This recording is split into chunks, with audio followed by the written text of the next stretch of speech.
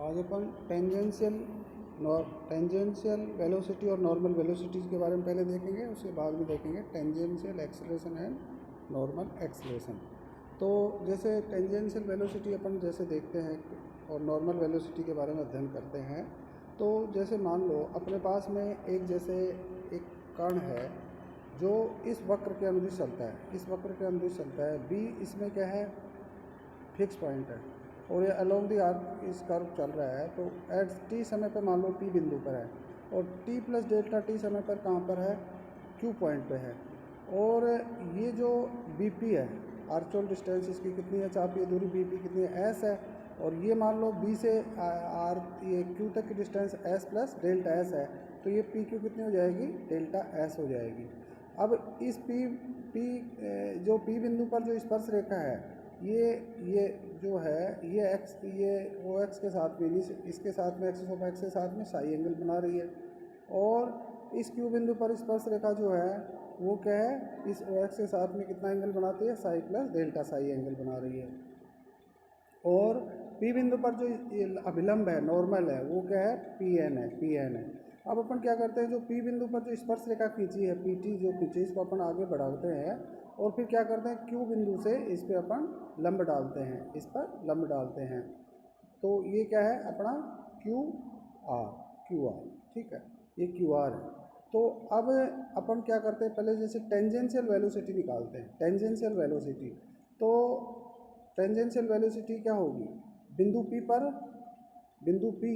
पर क्या है, बिंदु पी पर स्पर्श रेखीय वेग क्या होगा, बिंदु पी पर स्पर्श रेखीय वेग क्या होगा, जैसे डेल्टा टी समय में इसका विस्थापन कितना हुआ, डेल्टा टी समय में विस्थापन अलोंग द टेंजेंट वो कितना है, पी आर। विस्थापन में परिवर्तन की दर, पी बिंदु पर स्पर्श रेखा वेग का मतलब विस्थापन में परिवर्तन की दर इन टाइम डेल्टा टी। तो समय डेल्टा टी में कितना परिवर्तन हुआ, विस्थापन में परिवर्तन कितना हुआ, डेल्टा टी समय में इसका along the tangent P R हुआ। तो अपन क्या करते हैं, इसलिए पी बिंदु पर स्पर्श वेग क्या होगा, जो इसका विस्थापन है कितना हुआ, अलोंग द टेंजेंट क्या हुआ, पी आर। तो इस पी आर का मान अपन कैसे निकालेंगे, ये निकालने के लिए अपन क्या है अपने पास में, इस पी आर का मान निकालने के लिए अपन ये देखते हैं, जैसे इस ट्राइंगल को देखते हैं क्यू पी आर, इस क्यू पी आर ट्राइंगल को देखते हैं। तो क्यू पी आर ट्राइंगल को देखते हैं तो पी आर का मान क्या आएगा, ये क्यू आर क्या आ जाएगा, इसको जैसे ये एंगल लेते हैं, cos of Q P R is equal to किस क्या आएगा, पी आर बटे पी आर, पी आर बटे पी क्यू। इस तरह से अपने पास में ये क्या आ जाएगा, पी आर किसके बराबर आ जाएगा, पी आर बराबर हो जाएगा ये chord P Q cos of Q P R, chord P Q of cos of Q P R, ये बराबर किसके हो जाएगा, पी आर के बराबर हो जाएगा। तो ये अपन ने लिख दिया है इसमें। ये लिखने के पश्चात अपन क्या करते हैं, अब इसको अपन ऐसे लिख देते हैं, ये जी आर पी क्यू है, इसको अपन डेल्टा एस से न्यूमरेटर और डिनोमिनेटर को गुणा, जैसे न्यूमरेटर में भी डेल्टा एस ले लेते हैं और डिनोमिनेटर में डेल्टा एस ले लेते हैं, और इसको इस तरह से लिख देते हैं, जी R P Q upon delta x into delta S upon delta t into cos of Q P R. अब अपने पास में जब delta T tends to zero है, तो उस स्थिति में ये क्या होगा, delta T tends to zero अर्थात क्यू टेंस टू पी, तो उस स्थिति में ये अपनी जीवा पी क्यू बटे डेल्टा एस, ये टेंस टू क्या हो जाएगा, 1 हो जाएगा, दिस टेंस टू 1 हो जाएगा, और ये क्या हो जाएगा, D S upon D T हो जाएगा। और cos of Q P are, जब क्यू पी आर अर्थात ये क्यू पी आर ये क्या हो जाएगा, ये अपने पास में हो जाएगा tends to, cos of Q P R tends to क्या हो जाएगा, ये जब एंगल बहुत कम होगा तो उस दिस टेंस टू 1, ये टेंस टू 1 हो जाएगा।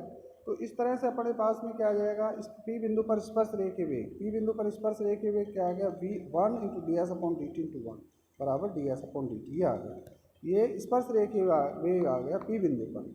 अब इसी तरह से पी बिंदु पर अपन क्या है, अभिलंबिक वेग देखते हैं। तो अभिलंबिक वेग का मतलब ये है कि अभिलंब पी एन के अनुदिश विस्थापन में परिवर्तन की दर। तो अभिलंब ये है, पी बिंदु पर अभिलंब क्या है, पी एन है, तो इसके समांतर क्या है क्यू आर। तो ये हुआ अभिलंब के समांतर कितना विस्थापन हुआ डेल्टा टी समय में क्यू आर हुआ। तो ये क्यू आर किसके आ जाएगा, Q R is equal to क्या आ जाएगा P Q sine of Q P R, ये आ गया अपने पास कॉड P Q sine of Q P R upon delta t, ये आ गया। अब इसको अपन वही लिख देंगे जीवा P Q upon delta s और into delta S upon delta t into sine of Q P R, ये लिख दिया अपन। अब जब क्यू टेंस टू पी होगा तो उस स्थिति में क्या होगा, जीवा पी क्यू बटे डेल्टा एस टेंस टू 1 हो जाएगा और ये क्या हो जाएगा delta S upon delta T delta T tends to 0 पर D S upon D T हो जाएगा। और ये क्या हो जाएगा साइन क्यू पी आर क्या होगा, ये बराबर टेंस टू, जब क्यू पी आर ये बहुत कम होगा तो उस क्यू टेंस टू पी होगा, जब P Q tends to P क्या है पी होगा, तो उस स्थिति में ये क्या होगा this is equal to zero, this is equal to क्या होगा साइन क्यू पी आर बराबर क्या हो जाएगा जीरो हो जाएगा, साइन जीरो और जी इक्वल टू जीरो, ये हो जाएगा। तो इस तरह से पी बिंदु पर अभिलंब वेग क्या आ गया, ये आ गया अपने पास में delta T tends to zero 1 into D S upon D T into zero और बराबर 1 आ गया। इस तरह से अपन ये देखते हैं कि अब पी बिंदु पर अभिलंबिक वेग क्या आ गया जीरो आ गया और पी बिंदु पर स्पर्शरेखीय वेग क्या आ गया d S upon D t आ गया। इस तरह से अपन देखते हैं कि यदि बिंदु पी पर कण का परिणाम v है तो इसका मतलब क्या है, उसका वेग v बराबर D S upon D T होगा तथा यह पी पर स्पर्श रेखा के अनुदिश है। अतः किसी कण का परिणामी वेग सदैव इसके पथ के किसी बिंदु पर स्पर्श रेखा के अनुदिश होता है। तो इसी तरह से अपन जैसे मान लो अपन ये देखते हैं जैसे टेंजेंशियल और नॉर्मल एक्सेलरेशंस देखते हैं। तो अभी अपन ने देखा स्पर्श रेखीय वेग क्या होता है, स्पर्श रेखीय वेग होता है D S upon D T और नॉर्मल वेलोसिटी क्या होती है जीरो होती है। अब अपन देखते हैं टेंजेंशियल और नॉर्मल एक्सेलरेशन। तो अब जैसे ये है अपने पास में ये जैसे कर्व दे रखा है, तो ये इस कर्व पे फिर वही बी बिंदु क्या है, इस पर स्थिर बिंदु है, टी समय पर कण पी बिंदु पे है और टी प्लस डेल्टा टी समय पे क्या है क्यू बिंदु पर है। पी बिंदु पर जो अपन ने क्या किया, पी बिंदु पर स्पर्श रेखा खींची वो साई एंगल बना रही है और क्यू बिंदु पर स्पर्श रेखा कितना कोण बना रही है, साई प्लस डेल्टा साई बना रही है। तो इस तरह से ये एंगल कितना हो जाएगा, ये एंगल हो जाएगा डेल्टा साई हो जाएगा, this angle will be delta psi. तो अब अपने को क्या निकालना है, अब पी बिंदु पर वेलोसिटी क्या है v है, पी बिंदु पर वेलोसिटी v है और क्यू पर क्या है v प्लस डेल्टा v है और वो पी बिंदु पर वेलोसिटी क्या है along the tangent at p और इसी टी और v प्लस डेल्टा v क्या है क्यू बिंदु पर स्पर्श रेखा जो है उसके अनुदिश वेग क्या है v प्लस डेल्टा v है। तो इस तरह से अपन देखते हैं पी बिंदु पर जो आपका जो पी बिंदु पर जो स्पर्श रेखीय त्वरण है वो क्या आएगा, पी बिंदु पर स्पर्श रेखा इस रेखीय त्वरण क्या आ जाएगा, जो पी बिंदु पर स्पर्श रेखा के अनुदिश वेग में परिवर्तन की दर। तो ये क्या लिख सकते हैं इसमें, जैसे कितना क्यू बिंदु पर वेलोसिटी क्या आ रही है v प्लस डेल्टा वी, तो अलोंग दी पी आर ये क्या हो जाएगा v plus delta V cos of delta Sai. और टी बिंदु पर स्पर्श रेखा क्या है वेग क्या है v है, तो v plus delta V cos of delta Sai में क्या घटा दें v घटा दें, तो ये वेग में परिवर्तन हो गया v plus delta V cos of delta psi minus we upon delta t.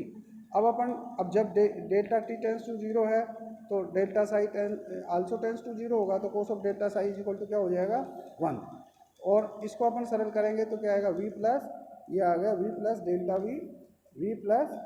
We minus we upon delta t, v से वी कैंसिल होगा तो delta v upon delta t आ गया। अब इस limit delta T tends to zero लगाएंगे तो ये क्या आ गया डी अपॉन डी टी आ गया। अब v बराबर क्या है, v बराबर क्या था D S upon D T है, तो ये रख देंगे। अब डी एस, अब इसको क्या लिख सकते हैं second derivative of r with respect to T लिख सकते हैं। तो इस तरह से फिर पुनः अपन d we upon D t को क्या लिख सकते हैं, d upon d s into D S upon D t. तो d we upon d S upon D t को अपन वी लिख देते हैं, वी लिख सकते हैं, तो V D V by D S ऐसे लिख सकते हैं। इस तरह से अपन स्पर्श रेखीय वेग पी बिंदु पर स्पर्श रेखीय त्वरण जो है उसको क्या लिख सकते हैं D we upon D T लिख सकते हैं या V D by D S लिख सकते हैं या इसको D square S upon second derivative of S with respect to T लिख सकते हैं। तो इस तरह से पी बिंदु पर जो इस टेंजेंशियल एक्सेलरेशन है वो ये हो गया। इसी तरह से अभिलंबिक त्वरण क्या होगा, ये अभिलंबिक त्वरण क्या होता है, पी बिंदु पर अभिलंबिक त्वरण के मतलब है पी पर अभिलंब के अनुदिश वेग में परिवर्तन की दर।